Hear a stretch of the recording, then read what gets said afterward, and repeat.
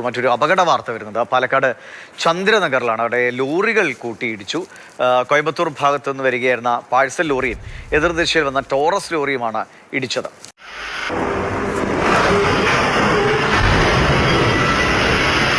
Google VS വിവരങ്ങളുമായുണ്ട്. Google, ദൃശ്യങ്ങളിൽ പെട്ടെന്ന് നോക്കുമ്പോൾ പാഴ്സൽ ലോറിയാണ് വേഗം കൂടുതലെന്ന് തോന്നുന്നു. ഇത് എങ്ങനെയാണ് ദിശ തെറ്റിച്ചത്? ആരാണ്?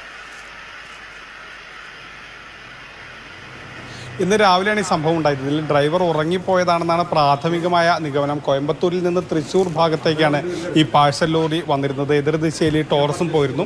ഇതിനിടയിൽ ഈ പാഴ്സൽ ലോറിയുടെ ഡ്രൈവർക്ക് നിയന്ത്രണം നഷ്ടപ്പെട്ടു. അത് ഉറങ്ങിയതുകൊണ്ടാണെന്ന് ഒരു പ്രാഥമിക നിഗമനമാണ്. ഏതായാലും കൂടുതൽ അന്വേഷണത്തിൽ അത് വ്യക്തമാവുകയുള്ളൂ. അങ്ങനെ അത് ഡിവൈഡർ ഇടിച്ച് കടന്ന് ആണ് ഈ അപകടം ഉണ്ടായത്. ഈ ചന്ദ്രനഗർ ഭാഗത്ത് ഫ്ലൈ ഓവറിൻ്റെ പണി നടക്കുന്നതിനാൽ ഒരു വഴിയിലൂടെ മാത്രമേ ഗതാഗതം ഉണ്ടായിരുന്നുള്ളൂ. അതുകൊണ്ട് തന്നെ ഈ ഡിവൈഡർ എന്ന് പറഞ്ഞാൽ തന്നെ ചെറിയൊരു കയർ കെട്ടി മറച്ചൊരു സംവിധാനമാണ്. അങ്ങനെയാണ് ഇടിച്ച് ഇത്തരത്തിൽ ഈ രണ്ട് ലോറിയിലെയും ഡ്രൈവർമാർക്ക് പരിക്കേറ്റത്.